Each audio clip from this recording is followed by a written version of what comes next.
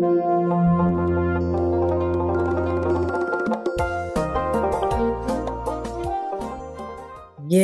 ዘገባ ማይ ሄልዝ ሪከርድ በሚል ርዕስ ፊካ ከአውስትራሊያን ዲጂታል ሄልዝ ኤጀንሲ ጋር በመተባበር ያዘጋጀው ነው።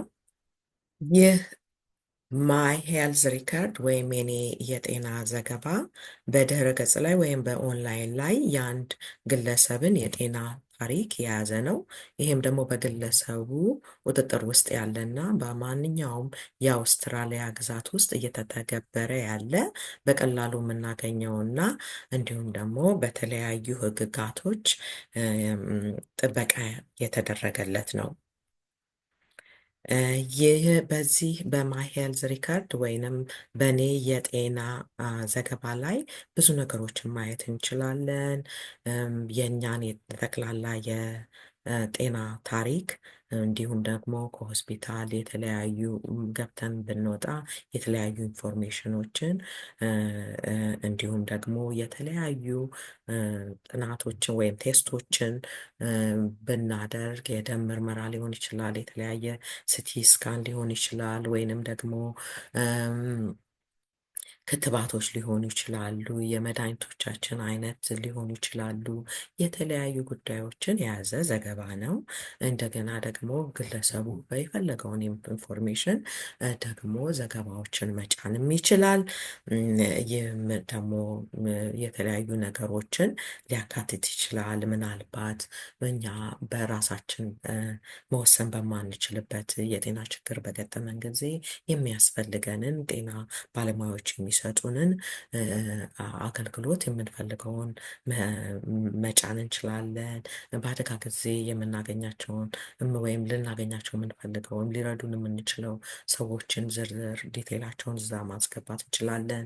ከህፃንነታችን ወይም ገና ከተረገዝን ጀምሮ ያለውን ታሪክ በሙሉ መያዝ እና ማስገባት ይህን እንችላለን።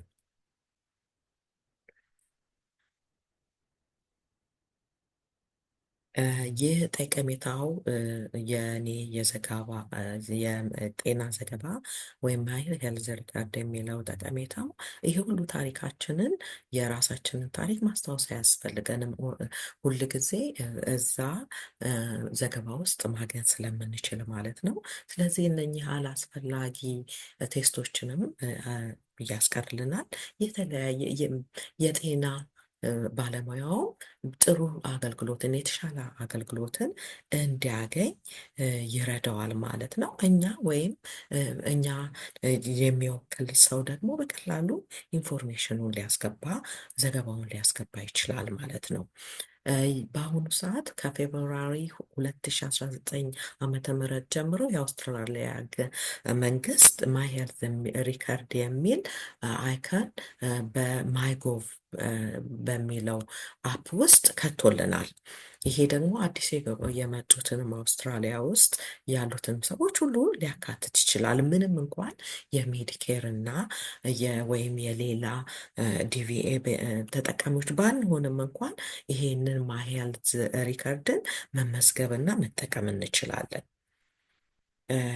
ይህን ስናደርግ አንዱ የሚያስፈልገን የማይጎቭ አካውንት ነው። እዛ ላይ መጀመሪያ ማይጎቭ አካውንት ላይ መግባት ይገባናል።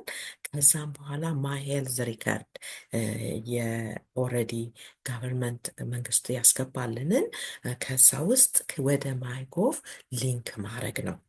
ይሄ ደግሞ ሊንክ ስናደርግ ደግሞ ራሳችንን ይጠይቀናል። ማንነታችንን ማረጋገጥ መቻል አለበት ሲስተሙ።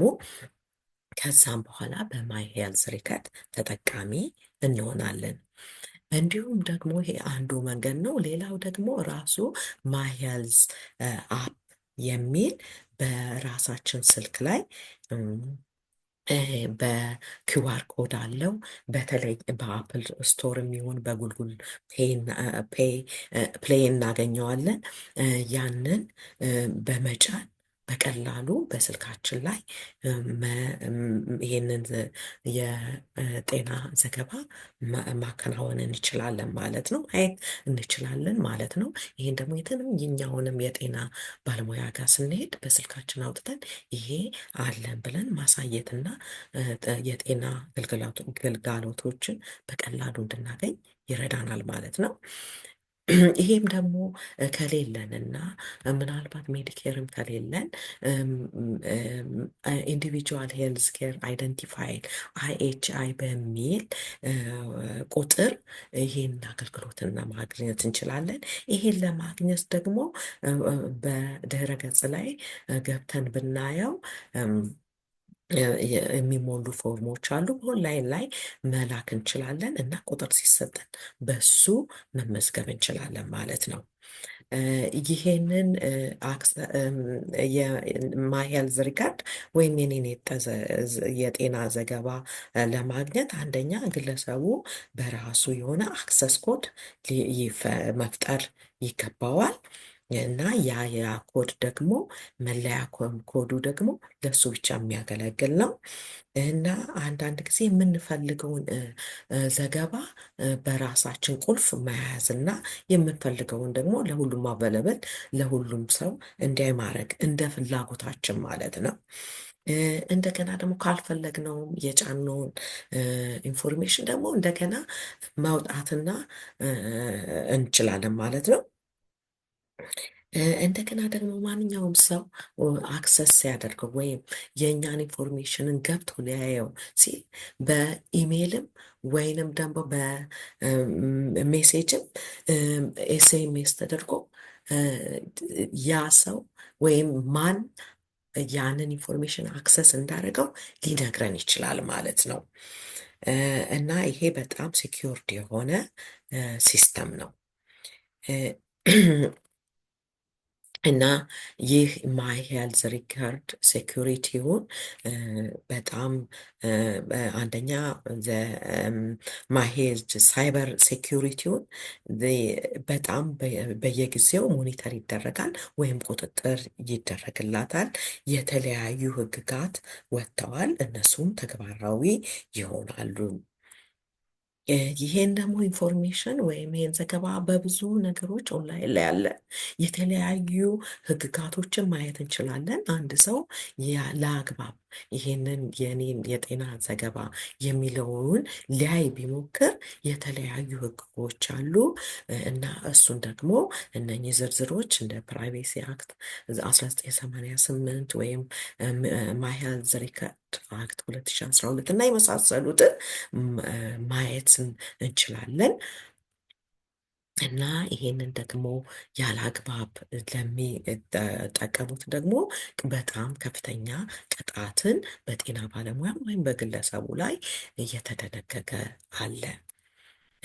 እንደገና እንዲሁም ደግሞ እኛ በማንችልበት ጊዜ ወይም በቋንቋም ይሁን በሌሎች ጉዳዮች እኛ ራሳችን እኛን የሚወክል ሰው ስንፈልግ ራሱ በዚህ በማይ ሄልዝ ሪከርድ ውስጥ ገብተን ስናየው ያንን ሰው ኖሚኔት ማድረግ እንችላለን ማለት ነው። እና ይሄ ብዙ የተለያዩ ኢንፎርሜሽኖች ወይም ዘገባዎች ኦንላይን ላይ ያሉ ይሄንን QR ኮድ በመጠቀምም ወይም ቀጥታ በድረገጽ ውስጥ በመግባት ማግኘት እንችላለን ማለት ነው። በዚህ ጉዳይ ላይ በማይ ሄልዝ ሪከርድ በምናደርግበት ላይ ማንኛውንም ድጋፍ በምንፈልግበት ጊዜ በቁጥር 1300901 ደውለን ወይንም ደግሞ 18000723471 ደውለን እርዳታ ማግኘት እንችላለን ማለት ነው።